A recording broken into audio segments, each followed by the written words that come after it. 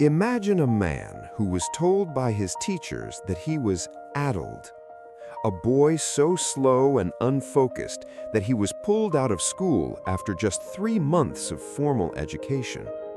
A young man who was fired for his first job for spilling acid on his boss's desk. A man who was nearly deaf. A man who was dismissed as a failure by almost everyone who knew him. Now imagine that this same man would go on to become the most prolific inventor in American history, holding a world record 1,093 patents. A man who would illuminate the world, capture sound for the first time, and create the very foundations of the modern entertainment industry.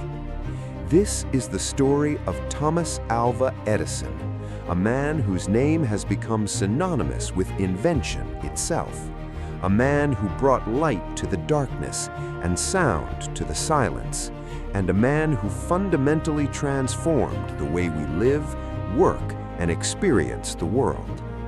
But here is what most people do not realize about Thomas Edison. The man who gave us the light bulb did not invent it, he perfected it. He was not a solitary genius working alone in a dusty attic.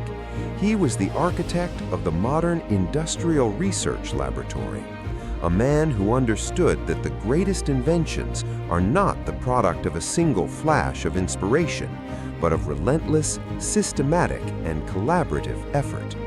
He was a man who famously declared that genius is 1% inspiration and 99% perspiration.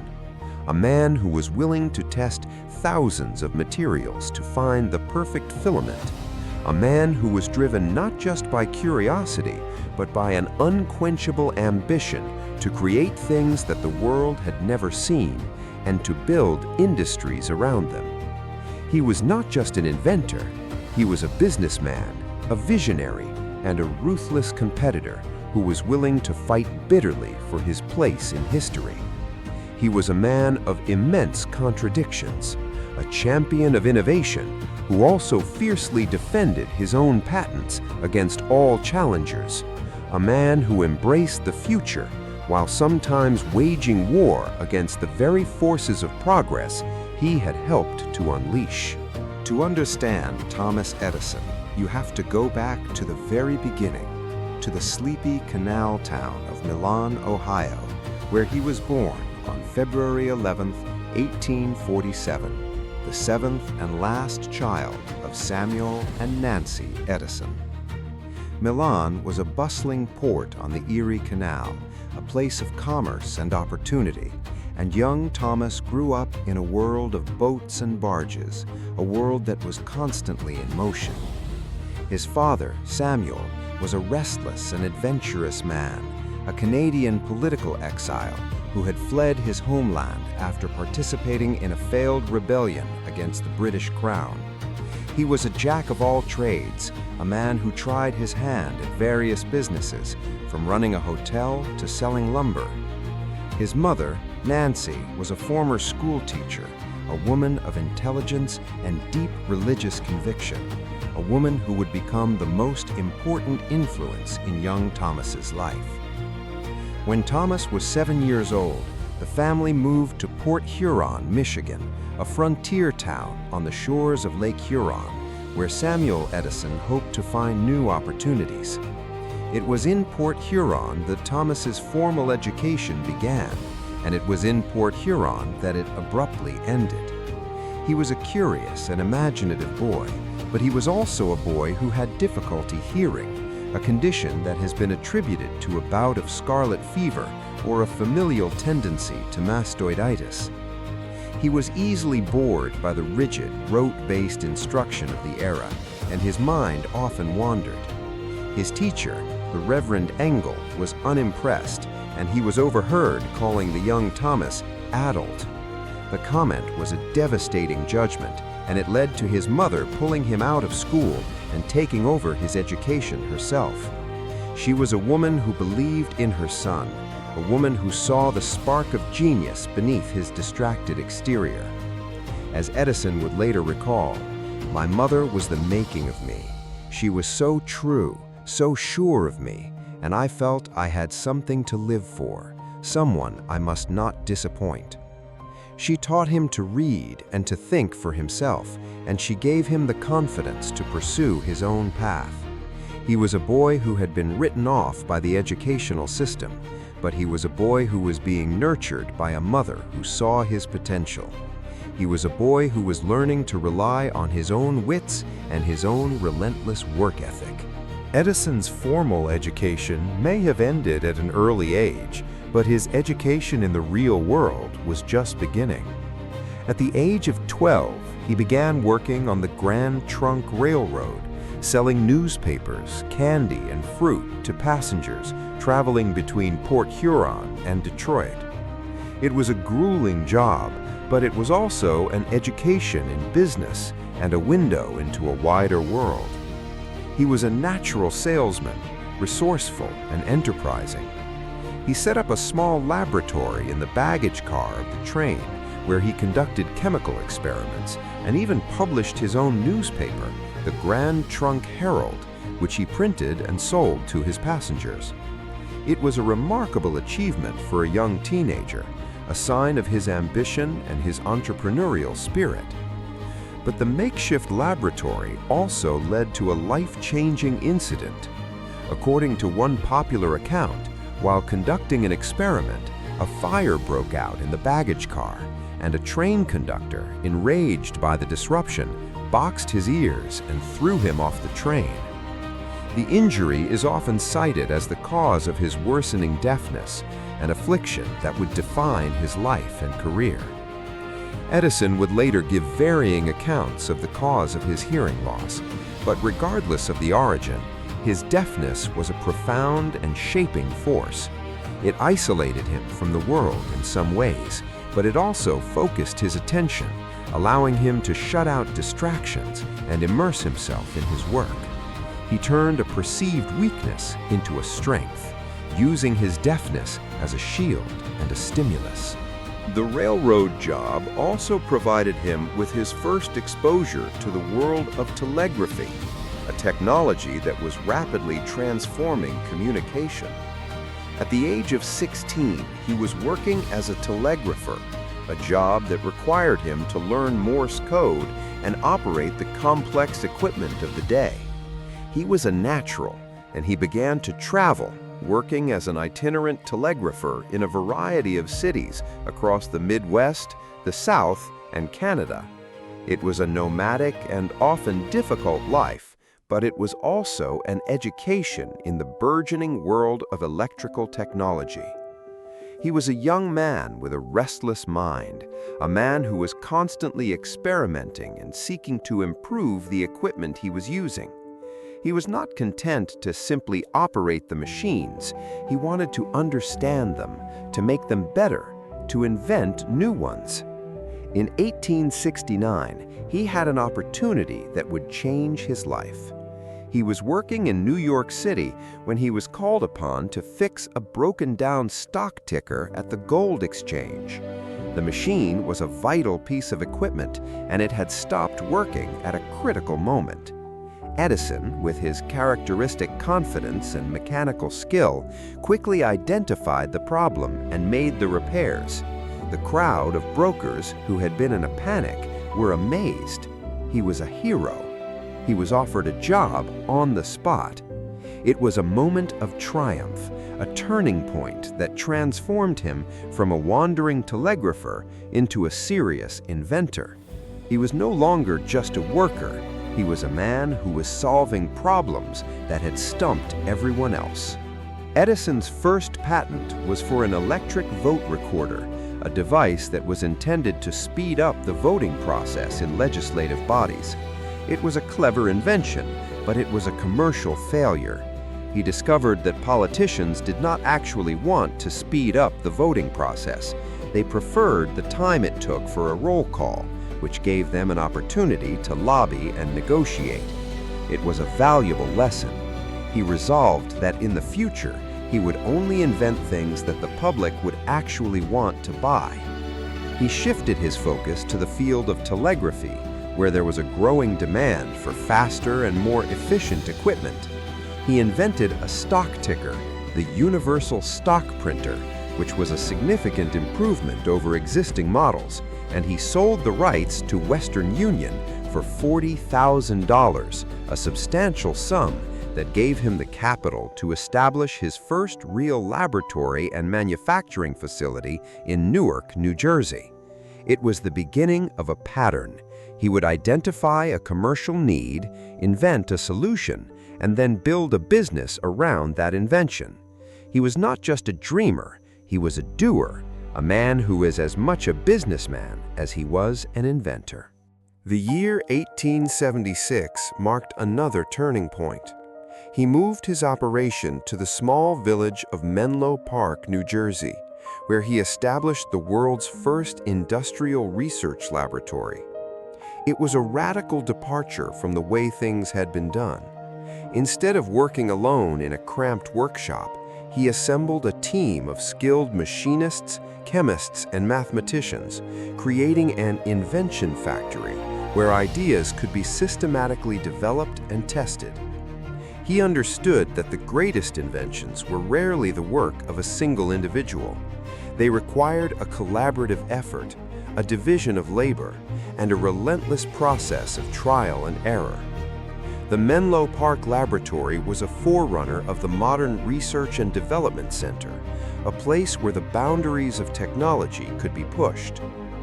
It was at Menlo Park that Edison and his team would produce some of their most important work, including the phonograph and the incandescent light bulb.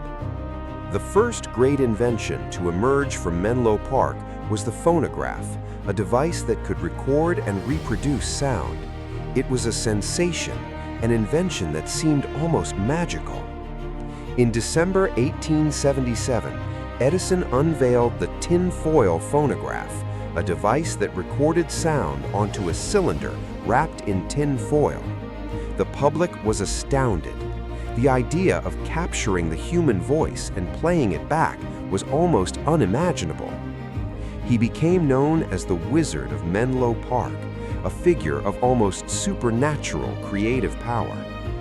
The phonograph was a technical marvel, but it was also a product that would need years of refinement to become a commercially viable product. He would spend much of the next decade improving the design, replacing the fragile tin foil with wax cylinders, and developing the machinery needed to mass-produce both the records and the machines. It was a process that would take years, and it would require a huge investment of time and money. It was a testament to his belief in his own inventions, his willingness to commit to a project over the long haul. Edison's next great challenge was the development of a practical incandescent electric light. The idea of electric lighting was not new.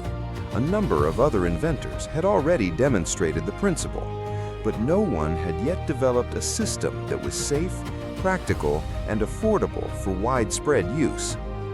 In 1878, with the backing of financiers like J.P. Morgan, Edison announced that he would solve the problem. He was confident, perhaps overly so, but he was willing to commit the enormous resources needed to do the job. The challenge was to find a filament that would glow brightly without burning out too quickly. He and his team tested thousands of materials, from platinum to bamboo, in a relentless search for the perfect filament. They worked day and night, driven by Edison's unwavering determination. The breakthrough came in October 1879, when a lamp with a filament of carbonized sewing thread burned for 13.5 hours. It was a triumph. He had achieved what many thought was impossible. He had created a commercially practical incandescent light bulb. But the light bulb was only part of the story. He also developed the entire system of electrical generation and distribution that was needed to make the light bulb useful. He built a direct current DC generator, designed the wiring, and created the meters to measure usage. In September 1882, he opened the Pearl Street Power Station in New York City, the first central power plant in the world. The electric age had begun. The success of his electric lighting system brought Edison immense fame and wealth. He became a household name, a symbol of American ingenuity. The light bulb was a wonder of the age, and it transformed the world. It extended the day, it made cities safer, and it fueled a second industrial revolution. But with success came fierce competition. The most significant challenge came from the proponents of alternating current power, a system that was championed by his rival, George Westinghouse. Edison's system used direct current, which was efficient over short distances, but required power plants to be located close to the customers. Westinghouse's AC system, which was based on the patents of Nikola Tesla, could be transmitted over much longer distances, and it had the potential to be more economical. Edison, who had invested heavily in DC technology, saw AC as a threat to his business empire. What followed was a bitter and often ruthless battle, known as the War of Currents, a conflict that was fought in the press and in the public imagination. Edison sought to discredit AC by highlighting its dangers, and he went so far as to demonstrate the dangers of AC by electrocuting animals with Westinghouse's generators. It was a brutal campaign, but it was ultimately unsuccessful. AC proved to be the more efficient system, and Westinghouse won the war. Edison's company, General Electric, eventually adopted AC technology as its standard, but the rivalry left a bitter taste.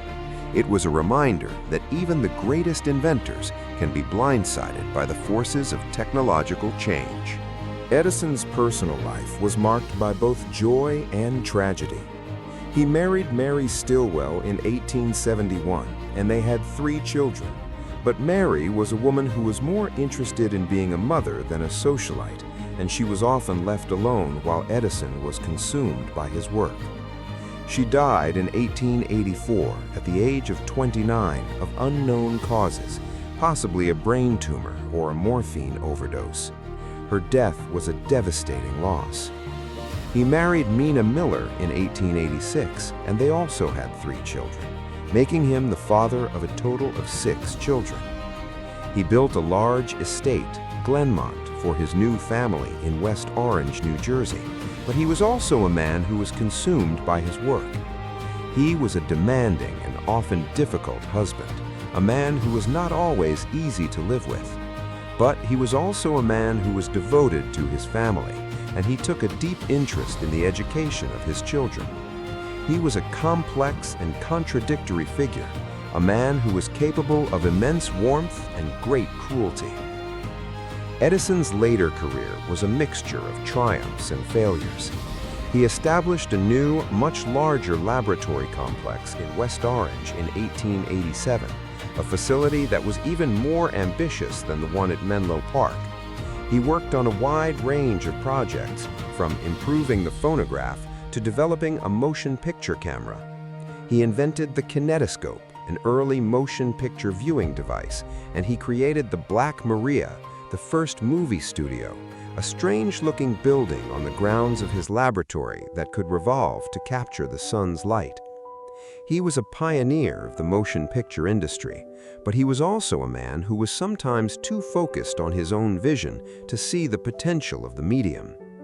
He resisted the idea of projecting films onto a large screen, believing that the future of entertainment was in individual viewing devices. He was ultimately forced to accept that the public wanted to see movies in theaters, and his influence over the fledgling film industry began to decline. He also invested a huge amount of money in a scheme to mine iron ore, a project that was a spectacular failure. The venture required a massive investment in machinery and infrastructure, but it was unable to compete with the rich iron deposits of the Lake Superior region. He lost millions of dollars, a financial blow from which he never fully recovered. It was a reminder that even the greatest minds can be misguided by their own optimism. In 1914, a fire destroyed much of his West Orange laboratory complex, a devastating blow to a man who had spent his life building his empire. He was not a young man, but he refused to be defeated. He rebuilt the facility, and he continued to work on new inventions, including an alkaline storage battery, a project that would take him 10 years to complete. The battery was a commercial success, used in everything from submarines to electric vehicles. He was a man who was determined to keep working, to keep innovating. He was a man who could not stop. In 1915, he was asked to head the Naval Consulting Board, an organization that was created to mobilize the scientific community in support of the military during World War I. He was a patriot, and he threw himself into the work, helping to develop new technologies for the Navy. But his later years were also marked by a growing isolation. His deafness had become worse, and he had become increasingly reclusive. Edison died on October 18, 1931, at the age of 84. He was surrounded by his family, a man who had achieved more than any inventor in history. His death was mourned by the world. He was honored with a moment of silence, and lights were turned off across the nation as a tribute to the man who had brought light to the world. It was a fitting tribute to a man who had changed the world. He was buried in the garden of his estate, a final resting place for a man who had always been most at home in his own domain. The legacy of Thomas Edison is one of the most profound in human history. He is remembered as the quintessential American inventor, a man who transformed the world with his creations. His inventions, from the incandescent light bulb to the phonograph and the motion picture camera, have shaped modern life. He has been called the greatest inventor of his or any time and a driving force of the Industrial Revolution. But his legacy is also one of contradiction and complexity. He was a man who was a tireless innovator, a ruthless businessman, and a tireless champion of his own reputation. He was a man who believed in the power of the individual, but he was also the architect of the modern industrial research laboratory. He was a man who championed the future, but he was also a man who sometimes fought against it. He was a man who created the electric age, but he also lost the war of currents to Nikola Tesla and George Westinghouse. Why should someone born today still care about Thomas Edison? Because his life is a testament to the power of perseverance and the importance of hard work. He was a man who was told he was slow, a man who was fired from his first job, a man who faced failure after failure, but he refused to give up. He believed in the power of his own ideas, and he was willing to work tirelessly to turn them into reality. He famously said, "I have not failed, I've just found 10,000 ways that won't work." He showed us that the path to success is often paved with setbacks, and that the only way to achieve greatness is to keep working, keep experimenting, and keep believing. He was also a man who understood the power of collaboration, the importance of building teams and creating institutions that could sustain innovation. He was a man who changed the world, not just through his own inventions, but by creating a model for how invention could be done. His story is a powerful reminder that the most important thing is not the flash of inspiration, but the willingness to take that inspiration and turn it into something real. He was the man who lit the world, and his light will never go out.